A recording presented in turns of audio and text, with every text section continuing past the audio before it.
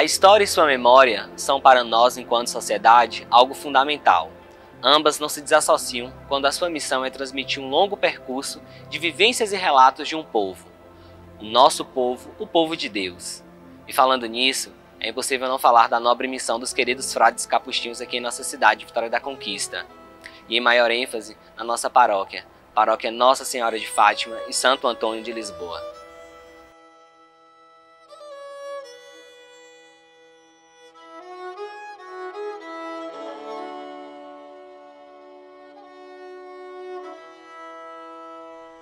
Sia laudato San Francesco, quel qu'apparve in cruce fixo, como un Redentore.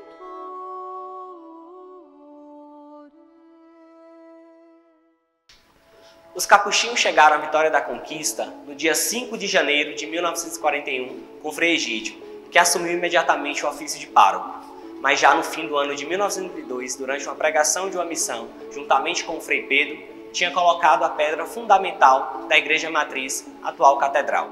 Os frades vêm para cá, na grande maioria desses frades italianos. Eu participava lá da Catedral, cantava no coral, e aí me casei lá na Catedral com os capuchinhos. Esse capuchinhos tem história de conquista, viu? Muito grande. Ele ajudou a construir conquistas, os capuchinhos. Os capuchinhos de Vitória da Conquista completaram a catedral, construíram uma casa paroquial com salão, remiram ao templo, principal sustento hoje da diocese, construíram o palácio episcopal e prepararam parte do recurso patrimonial para a instalação da nova diocese. Os frades eles eram responsáveis pela catequização. Não era nem evangelização, falava. Catequizar o povo aqui não é? Geral, não era só aqui o miolinho da cidade. Eu sempre digo que eles ajudavam os padres, de uma forma geral, não para bajular padre nenhum, mas pelo amor a Jesus Cristo. Entende? E eles querendo ver a igreja crescer, eles estavam presentes.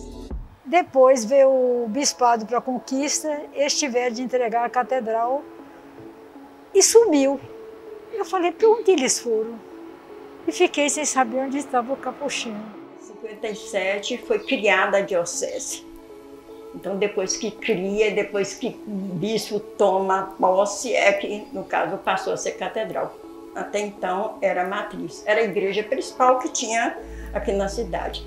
Dom Jackson, que era o primeiro bispo que foi o primeiro bispo de Conquista, ele resolveu criar uma paróquia aqui e tinha que ser nesse bairro aqui, do lado de cá da Rio Bahia. Alguém da comunidade conquistense ofereceu este terreno enorme que vocês conhecem para a construção de uma igreja. Lá do lado de lá, eles tinham uma impressão muito ruim desse lado de cá. E eu não sabia para onde os capuchinhos tinham vindo. Eles ganharam esse terreno, daqui até lá, e começaram a construir aqui a igreja. E os frades já estavam se preparando para a catedral é do bispo. Eles já estavam preparando um lugar para eles, então eles saem já arrumando, né, a construção do outro lado pela necessidade de um bairro. Isso aí vem a necessidade de um bairro que não existia nada. A gente pensasse que tinha alguma igreja, tinha alguma capela, nada. Eles que entram pela primeira vez para o lado de lá, lado oeste da cidade. A presença dos capuchinhos na zona oeste da cidade expandiu a fé católica e também o desenvolvimento de outras experiências e áreas, como a política, a economia, a educação. Me lembro que eu vinha para a procissão da primeira pedra aqui, nesse local. Aqui era tudo mato, tinha casas, mas era muito pouco. E na verdade, era muito mato. A pista que onde a gente passou não tinha asfalto,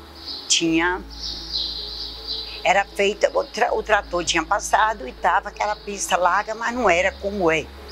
Então a gente veio e colocou a primeira pedra. Na verdade, os homens colocaram e a gente ficava de fora, que a gente era pequeno, mas todo mundo queria participar e botava uma pedrinha, né? Como a criança hoje gosta de fazer isso. Em julho de 1956, colocaram a pedra fundamental do conjunto arquitetônico: convento, igreja e centro de assistência social. Começa a construção do seminário, que seria a casa onde eles iam morar, e a construção da escola, porque era uma ação social. A igreja vem depois, primeiro pelos recursos que não tinham. Tinha que angariar recursos, buscar, é o povo que ajudava. Os frades, antes de 57, né? Na grande maioria eles eram italianos. E quando eles vinham para o Brasil, não é como hoje que estudam a língua, não? E vêm para cá já preparado, não. Eles vinham só com o italianozinho deles e acabou. Chegava aqui, eles tinham que se virar. Então, muitas vezes, olha, a casa paroquial, o convento, era quase que um convento, era em frente, ligada à igreja e em frente à venda de seu Antonino. O pessoal que descia para ir fazer compra na venda de seu Antonino, por exemplo, meus irmãos, meus primos que iam fazer compra, e os frades estavam ali na porta. Quando vinha com a compra, ele chamava e perguntava o que era aquilo.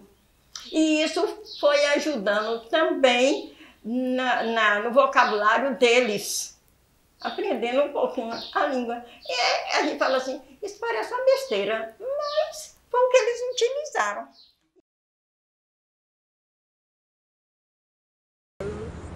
A igreja cresceu, outros... Hoje temos não sei quantos padres. No meu tempo éramos 3 na cidade. E eu me encontrei por acaso com o Núncio e disse, mas Excelência, por que não faz Diocese Vitória da Conquista, que é a cidade mais importante, em lugar de Amargosa? Em lugar de Amargosa. Ele disse, mas lá não tem a casa, não tem isso. O senhor faz? E eu faço. A cidade. Eu voltei do encontro, avisei o povo se reuniu e disse, vamos fazer logo. E logo fizeram a casa para receber o bispo. Depois de um pouco de tempo, de fato, a Santa Sé nominou o bispo aqui o primeiro. E assim a conquista também religiosamente cresceu. E não deixou de crescer. E espero que continue este crescimento moral, intelectual, físico, químico, em todo sentido. Hoje é outra cidade, não reconheço mais. Nós éramos muito mais ligados, até com os outros, até com as outras religiões. Nós fizemos um encontro. Católicos, protestantes, espíritas, maçons, escola. Cada um pensou, vamos fazer. Vocês, as espíritas, vocês cuidam dos velhos. Vocês fazem o abrigo para os velhos. Eu cuido das crianças. Penso o orfanato. Os protestantes diziam, nós vamos continuar a nossa igreja. Assim, cada um, todos juntos trabalhamos. Cada um no seu... A cidade cresceu. Na paz, na ordem, na alegria, e hoje eu encontro outra cidade, depois de tanto tempo. É o trabalho que a gente faz. Nada de extraordinário, mas nada de extraordinário. É o dever, a obrigação da gente.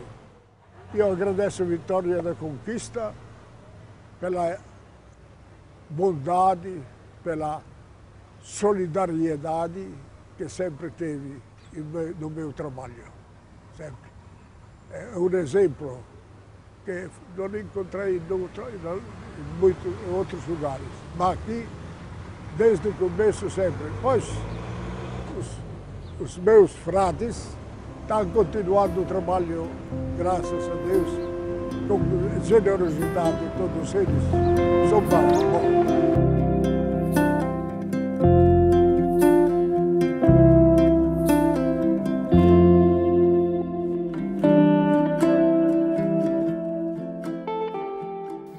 Era assim, terra árida e seca, o aspecto antes de surgir a nova igreja de Nossa Senhora de Fátima. Nessa época, quem eram os frades que estavam aqui na matriz? Era Frei Benjamin e Frei Miguel. Eu não sei qual era o vigário dos dois, parece que é Frei Benjamin, mas eram os dois que estavam aí, Frei Benjamin e Frei Miguel, tinha um tanto o outro, porque a casa, eles vivem em comunidade, a casa não era sozinha. Por intermédio do livro de tombo de nossa paróquia, obtivemos os nomes de 2 dos engenheiros aos quais tiveram participação indireta na construção da mesma, sendo eles Dr. João Marquezine e Dr. Pasqualino Magnavita. Em resposta à nossa equipe, Magnavita nos relata: informo que na oportunidade da construção da igreja, na cidade nos anos 60, Frei Benjamin, da comunidade dos capuchinhos do Convento da Piedade em Salvador, solicitou que, como profissional engenheiro e arquiteto, fizesse um anteprojeto arquitetônico da igreja. Hoje, com 91 anos, lembro que fiz apenas um estudo preliminar, não propriamente um projeto executivo, o qual ficou em cargo de Frei Benjamin, um empreendedor nato e muito prático, e presenciou a construção da igreja. Praticamente, com base na ideia inicial, ele promoveu a construção, a revelia de meu acompanhamento, cálculo e estrutura e outras proveniências técnicas. Pasqualino Magnavita, engenheiro civil e arquiteto. Frei Benjamin era engenheiro. Ele faz o projeto da igreja. Ele prepara tudo. Mas ele não podia assinar o projeto para pegar o alvará de construção, porque era estrangeiro. E o engenheiro que ele tinha conhecimento e que poderia fazer isso era um cunhado do meu pai, Walter, o engenheiro doutor Walter Freitas. Ele assinou. Não sei se tem mais alguém que tenha assinado junto com ele, mas ele assinou a obra. Só que tio Walter, na época, colocou uma condição. Ele assinava aquela planta, mas exigia que meu pai ficasse lá observando a obra. Não esse observar, cuidar, negócio, não era pagamento para meu pai.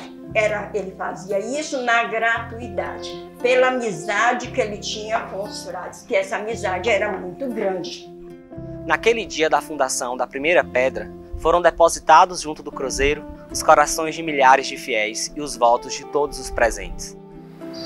Construíram aí dentro, começaram a construir, os frades muito corajosos, todo mundo trabalhando. Eu me lembro de Frei Benjamin, Frei Graciano, Frei Miguel, Frei Isaías, Frei Graciano, Frei Benjamin, Frei Miguel, Frei Venâncio, Frei Lourenço e vários outros frades que moravam na catedral, que hoje é catedral, que antes era a matriz, tomaram a iniciativa de construir um seminário aqui. E construiu o seminário aí do fundo, que era seminário e santuário. O santuário é onde hoje funcionam as salas de reuniões. A construção do santuário, onde hoje é a paróquia, e do convento dos frades capuchinhos, foi iniciada no dia 21 de março de 1957. E para construir, a gente recorria os moradores, bem distante, para ajudar a carregar pedra. Tinha muita gente trabalhando, voluntários e gente que vinha de fora, e quem estava no comando era Frei Benjamin. Teve uma época que a gente trazia almoço para os frades, sabe? Mas a gente trabalhava aqui, uma turma de jovens, moços, rapazes, ajudando os pedreiros. Aos poucos, a terra começou a germinar, e na medida que se entrava em suas entranhas, novos tesouros vinham surgindo que, como pedras preciosas e diáfanos diamantes, serviram de alicerce ao templo que seria o trono do amor da Virgem Santa. Ali do lado, ali atrás da Capela do Santíssimo, eles construíram uma casinha, que era uma espécie de depósito para botar material de construção. E ao lado ali também construíram uma sala, que dava aula, começou a dar aula. Era o Centro de Assistência Social Nossa Senhora das Vitórias, não tinha Paulo VI, o Paulo VI veio bem depois. Aí foram construindo, foram ampliando, construiu, depois do santuário, construiu a escola. E a escola não comportava todas as professoras. E eu fui uma das primeiras professoras daqui.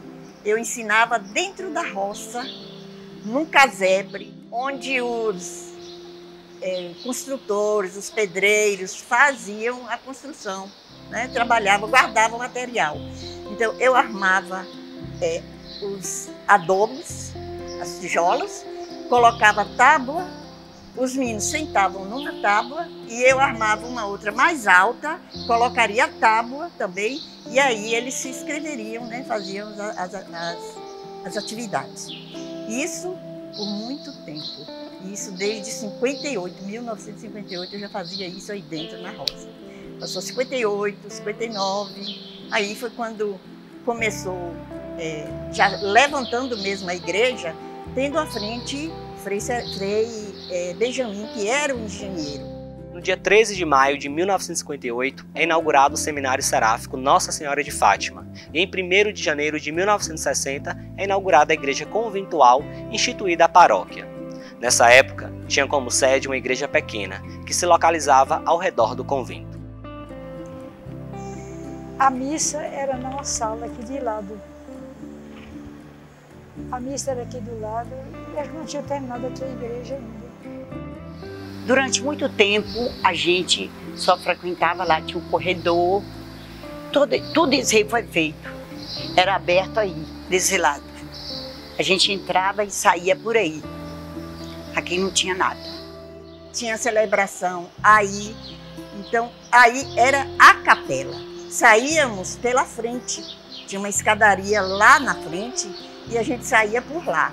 Não existia nada disso. A missa era aqui.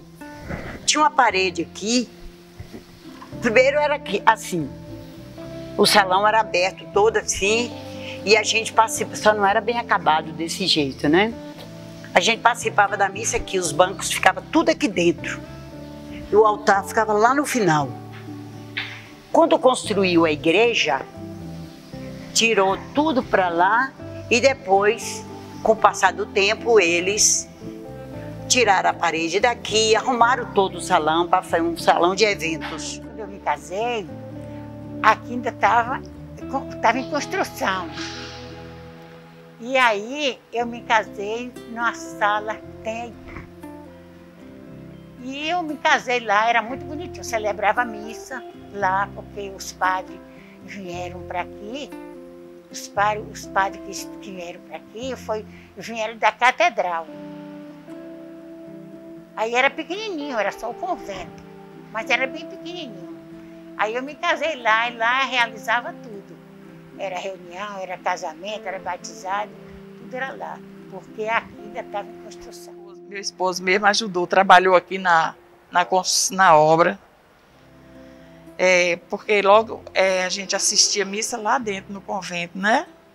Aí depois, quando começou a construção aqui, ele trabalhou vários dias aqui, ajudando, porque tinha aquela pessoa da mão de obra, né? Dá um dia de trabalho, aí ele trabalhou vários dias aqui. E depois foi crescendo, crescendo, e a gente continuou aqui até hoje. Ele fez um programa de cada pessoa que nesse tempo tinha isso aí era construído, esse salão aí, tudo era construído. Aí para construir a igreja, a gente celebrava lá naquela sala. Aí ele fez para todo mundo que viesse trazer um tijolo. Foi a campanha do tijolo. Mas ninguém dava para trazer um tijolo, o povo trazia mais. E eu sei que no instante criou um mundo do tijolo, ninguém pensava que ia gastar aquele tijolo todo, mas isso aqui a comissão gastou muita coisa. E aí, quando eles marcaram o terreno para abrir as cavas, Frei Graciano foi começando cada pessoa e tomando o nome. Quem não viesse pagava o dia. Aí, eu sei que, se não me engano, eu não digo bem certo, mas foi 120 homens no primeiro dia para abrir as cavas. Só que essas cavas, isso aqui é um mundo velho. É um mundo velho de cavas. A gente trabalhava dentro. Cada um trazia a sua ferramenta. E aí começou os civis dessa igreja. E assim foi trabalhando e foi suspendendo esse trabalho. E as mulheres saíam na rua, fazendo campanha, pedindo. As agências sempre eram novinhas, mocinha. Nós fazíamos drama aqui para arrecadar dinheiro. Eu vinha tocar mais Nel, meu sobrinho, hoje mora em Londrina. Nós tocávamos e as agências cantavam e a gente fazia esse movimento todinho para ganhar dinheiro para a construção. E assim foi construindo. E muita gente ajudando aqui. Essa beleza que hoje existe. Você saber a fundação que tem isso aqui é uma coisa fora de sério. Tem uma história, um Adenilton. Caiu de uma altura muito grande. Vou lembrar o nome dele aqui. Adeildo. Ele trabalha de ajudante, caiu de uma altura grande, eu não lembro mais a altura que foi, mas foi na altura, não sei se foi nesse intervalo dos vidros. Ele caiu de lá de cima, embaixo, e não teve nada. Não machucou nem nada. Foi todo mundo quase virado. Aqui trabalhou muita gente. Essa construção foi um trabalho de muita gente, e muita ajuda. Chuva de bênçãos caíam constantemente sobre o suor dos nobres trabalhadores, e brevemente aflorava o chão, a parede que devia subir, até receber a cuminheira. Se as pedras falassem, diria alto e bom som.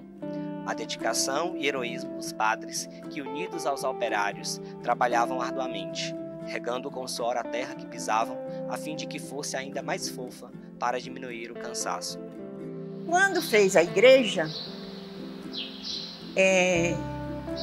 começou a trocar as celebrações ser aqui e lá ficar só para reunião, né? Então passou as missas a serem celebradas aqui e aí foi se ampliando. Foi em 60 mais ou menos, foi no início de 60, já estava bastante elevada a construção, né? Já estava bem adiantada, tendo à frente todos esses padres trabalhadores, né? Muito dedicados, né? A maioria deles já morreu, né? Como Frei Venâncio, Frei Benjamin, Frei Graciano, né? Frei Miguel, todos esses já morreram, mas a gente trabalhava com eles. Naquele tempo não celebrava a missa em português, era em latim. O padre era virado as costas para a comunidade e o sacristão ajoelhava do lado do padre, respondia a missa toda em latim. E a gente só fazia o sinal da cruz e rezar as orações que a gente sabia em português, porque a missa era totalmente em latim e nós não tínhamos como responder no latim. Somente o sacristão que era o apto a isso, né? Onde o sacristão daqui, o primeiro sacristão foi o meu marido, João Simão. Ele era sacristão na catedral e Frei Graciano, quando veio para aqui, então trouxe ele. E através de Frei Graciano, ele me ofereceu em casar com João e ofereceu João também para casar comigo, para inaugurar a igreja com o nosso casamento. Mas não deu certo ser o primeiro casamento. Mas foi uma colega minha que foi celebrado aqui o primeiro casamento. O segundo foi o meu, aqui nessa igreja. Toda cheia daquelas madeiras de construção, aqueles andaimes. Mas casei aqui, em 64. Ainda não estava totalmente construída. Porque começou em 58, 59, 60, e sabe, uma construção enorme dessa não faz em pouco tempo, né? Apesar de que foi muito ligeiro. né? A comunidade distante ajudava, né? Em 2 de fevereiro de 1964, é inaugurada a Igreja Matriz em uma solenidade presidida pelo Dom Frei Caetano, na época bispo de Ilhéus. Eu me lembro que essa igreja foi inaugurada em 64, aqui. E essa igreja foi muito linda quando inaugurou, viu? Também quando inaugurou a igreja, o bairro já estava todo povoado. Tinha gente de todo lado. Colmeia espiritual, onde as almas inocentes recebem a doçura da vida da graça. Jardim perfumado, em cujos canteiros as flores mimosas encontram um trato mais delicado. Construção majestosa, garantida pela técnica da engenharia, obedecendo a toda exigência humana, com sua higiene e completo conforto. Sua arquitetura parece antiga construção, ou solar vetusto, que somente se encontra nas velhas cidades, que o patrimônio histórico tudo faz para conservar suas linhas. Vitória da conquista ganhou, pois o velho no prédio novo, e a cidade engalanou-se por este prédio colossal.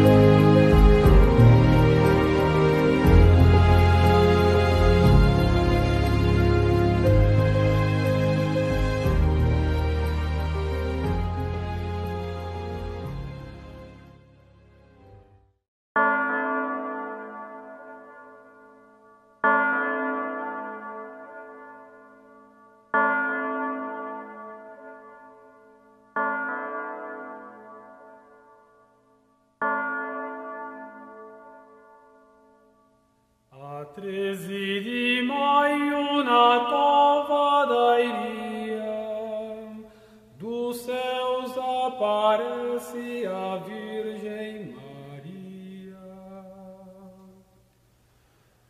Ave, ave, ave Maria, ave, ave, ave Maria. Uma das coisas que eu me lembro também é a chegada da imagem de Nossa Senhora de Fátima, a imagem peregrina aqui em Conquista. Que vinha de lá da serra, nas paredes da casa da gente, batendo na parede, o farol dos carros. Aí a Nossa Senhora está chegando, está chegando. Lembro que na porta da igreja tinha um pé de fixo, né? E onde colocou a imagem de Nossa Senhora de Fátima.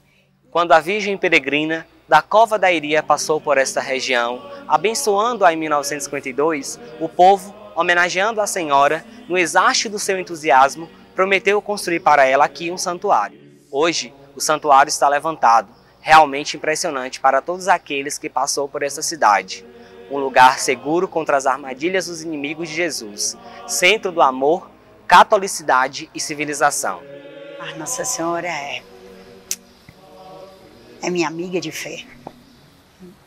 Tudo que eu peço a ela, para ela interceder por mim, ela intercede.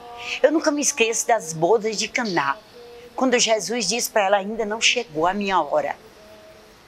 Ela simplesmente saiu dali e falou com os empregados, faça tudo o que ele mandar. Eu não sou o tanto que ela merece. Eu não sou obediente o tanto que Maria merece ser obedecida. Eu quero ser mais e mais obediente.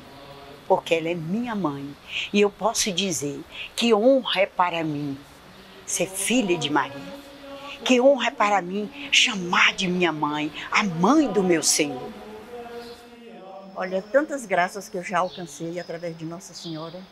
Muitas graças mesmo. Inclusive, tem uma graça que eu sempre, quando tem reunião, eu relato.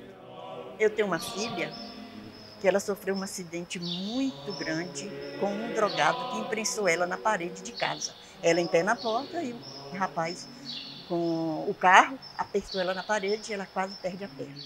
Então, cortou todo, quebrou, decepou todos os tendões. Para eu ter uma ideia, ela ficou 5 anos internada. E os médicos ortopedistas disseram que ela tinha que amputar a perna. Eu falei, ela não vai amputar, porque ela é legionária mirim e Nossa Senhora é a condutora dela. Deus está no comando, mas Nossa Senhora que está velando por ela. Ela não vai cortar. Eles têm que cortar, os ortopedistas daqui. Vai ter que cortar porque aqui não tem jeito. Eu falei, tem jeito. Nada para Deus é impossível.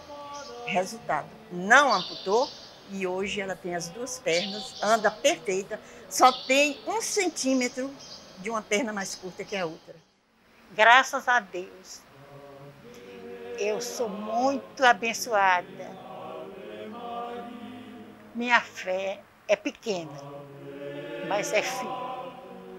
E Nossa Senhora me acompanha todos os dias de minha vida.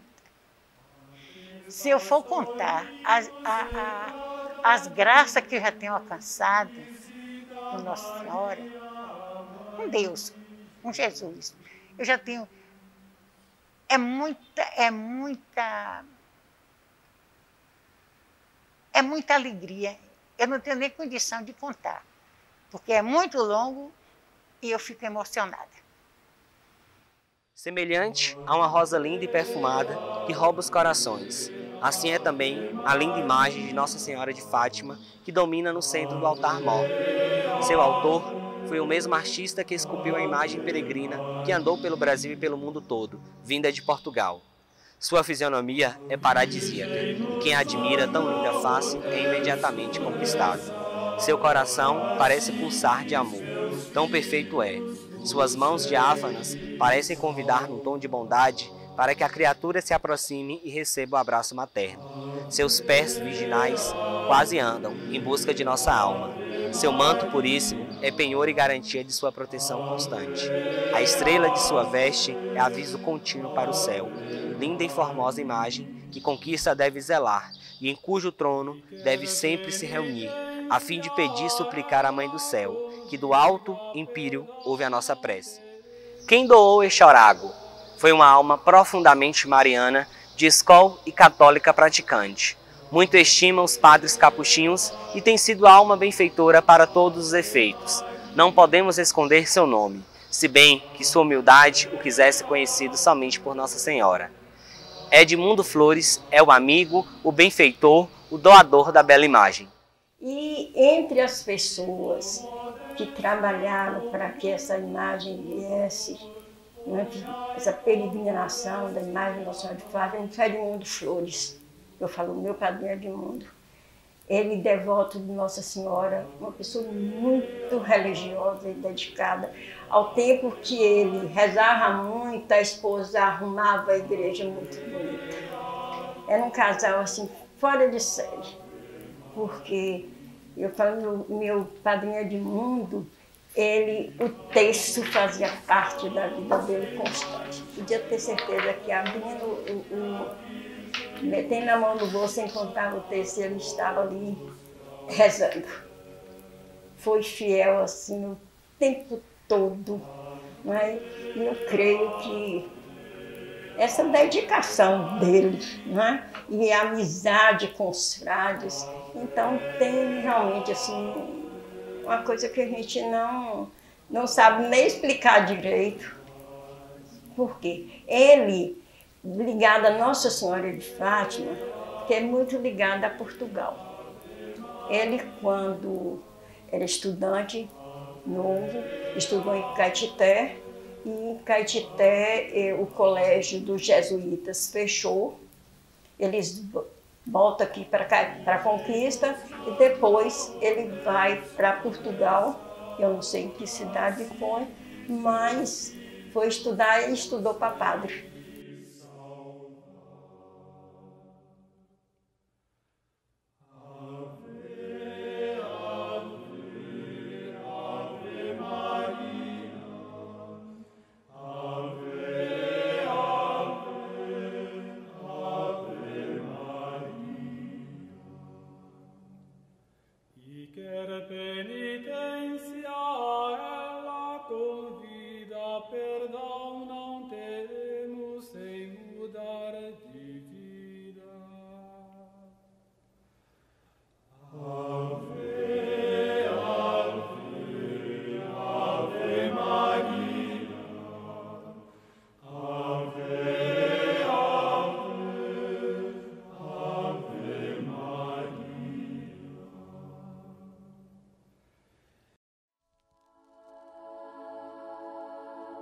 Com o crescimento da paróquia, muitas comunidades foram surgindo, tanto na cidade como nas cidades circunvizinhas.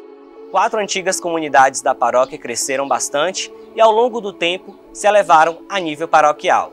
São elas: a paróquia São João Batista em Anagé, em 1976, a paróquia São Sebastião em Belo Campo, em 1976 também, e a paróquia Nossa Senhora Rainha da Paz e São Vicente de Paulo, em 1982.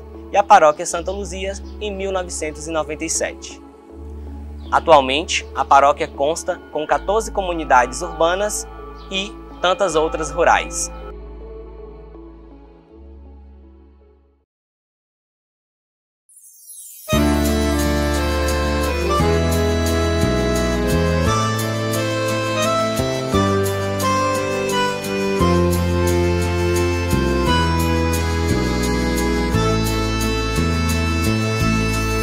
Se milagres desejais, recorrei a Santo Antônio, vereis fugir o demônio e as tentações infernais. Recupera-se o perdido. Em 1966, inicia-se a devoção a Santo Antônio, idealizada por Frei Serafim do Amparo e acolhida por Frei Bernardo Alves, perpetuando até os dias atuais. Santo Antônio não era padroeiro, né? Santo Antônio entrou depois. Ele fazia parte aqui, mas a paróquia era só Nossa Senhora de Fátima. E ele participava, tinha um altar para ele ali, ele ficava aqui por conta dos frades pertencerem à ordem, né? Mas ele não tinha assim uma função de padroeiro. Depois Frei Bernardo, a pedido de Frei Bernardo, porque botaram ele como copadroeiro. No dia 11 de junho de 2012, o arcebispo metropolitano de Vitória da Conquista, Dom Frei Luiz Gonzaga Silva Pepeu, intitula o santo como copadroeiro desta paróquia. E torna-se o doente são, recupera-se o perdido, rompe-se a dura prisão, e no auge do furacão cede o mar embravecido. Glória ao Pai e glória ao Filho, ao Espírito Santo também. Glória ao Pai e glória ao Filho, agora e sem fim. Amém. recupera-se o perdido. Para um povo católico e de fé, as festividades sempre lhes foram o ápice da manifestação de suas devoções, onde ali, muitas vezes, se dedicavam com muito comprometimento e esmero. E aqui em nossa paróquia, o cenário é de grande reconhecimento pelas belas e saudosas festas. As festas de Nossa Senhora sempre foram muito bonitas. Gente que não acabava mais. Nós tínhamos missa, tinha procissão à tarde, tinha trezena, tinha novena, tinha meia ano que era trezena, como hoje, né? Só que às vezes não era com tanta gente como é hoje. Hoje o povo se conscientizou-se mais e vem muita gente durante o novenário. Antigamente não vinha. Durante o novenário tinha pouca gente, catava as pessoas nos palcos. Mas depois foi crescendo, os padres foram animando o povo e a gente também fazendo propaganda. Aí despertou bem o interesse do povo com a paróquia. Como é que se diz? As barraquinhas, né? Tinha esse quermesse, né? Que tinha de primeiro. Agora, só que as novenas não eram tão animadas como as de hoje, né? Hoje mudou totalmente. Primeiro era uma coisa simples. Aquelas novenas, no instante terminava, não tinha, né? Agora hoje não, hoje é totalmente diferente. É mais participativo, tem mais participação, né? É mais alegre.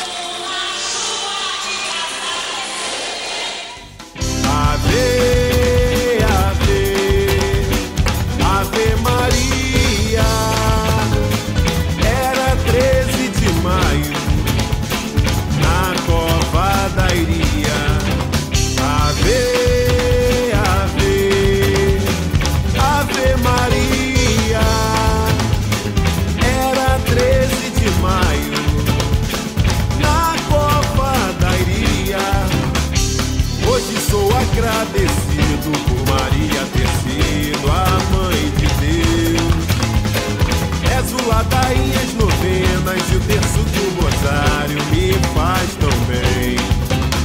Maria é a mãe da igreja da Umbanda. Quero parabenizar o Frei Sebastião e todos os párocos que aqui passaram e deixaram o seu nome, deixaram a sua contribuição, deixaram a sua história aqui gravada aqui nas mentes dos paroquianos.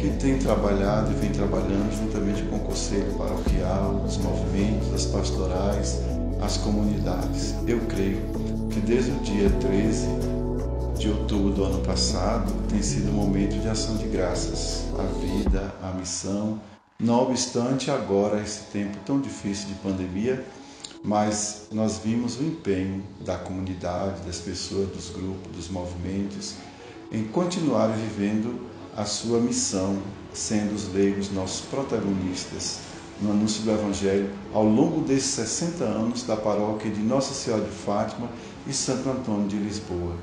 Eu quero agora agradecer ao grupo dos 60 anos pelas iniciativas, juntamente com o Conselho e com a missão de festa.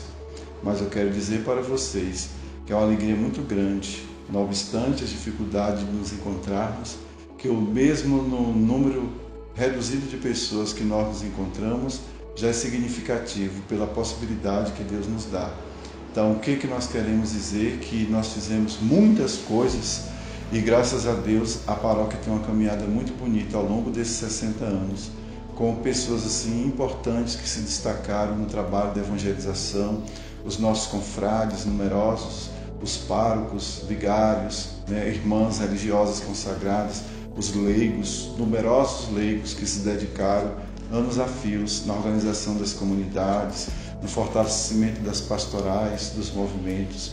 Então, quer dizer, a nossa paróquia, ela tem uma história construída até agora e ela continuará sendo escrita, porque na verdade não se conclui a história com o nosso jubileu de diamante, mas abre agora uma nova página da qual todos nós agora vamos participar, escrevendo com o nosso testemunho de fé, com a nossa alegria, com o nosso fervor, com a nossa dedicação ao reino de Deus.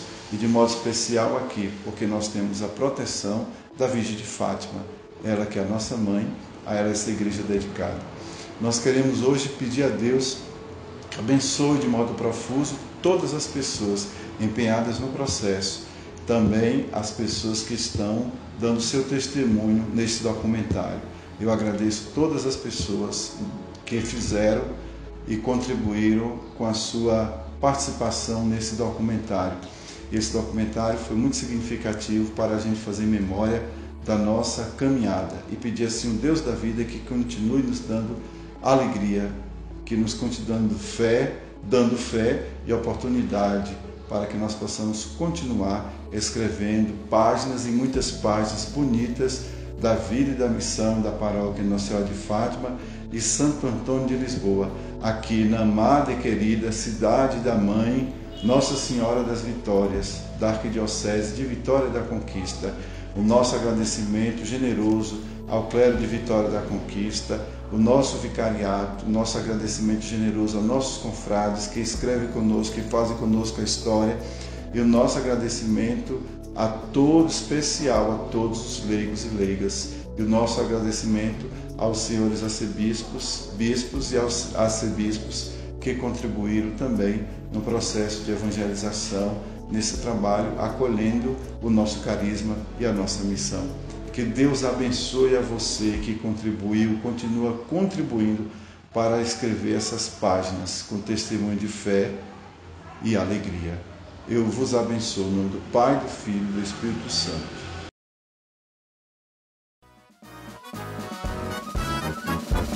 Salve Maria, Mãe de Deus, a Senhora que nos acolheu, com 60 anos de alegria, nossa paróquia só quer louvar Maria. Nossa Senhora de Fátima pede sempre a Jesus por todos nós, como nas bodas de Caná, Ele ouve e atende a sua voz. Salve Maria, Mãe de Deus, a Senhora que nos acolheu, com 60 anos de alegria, nossa paróquia só quer louvar Maria. Foi lá na cova da Iria que Maria, no alto das vieiras, prometeu cuidar de seus filhos. É promessa que dura a vida inteira.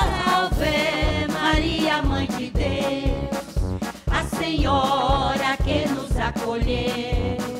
Com 60 anos de alegria, nossa paróquia só quer louvar Maria.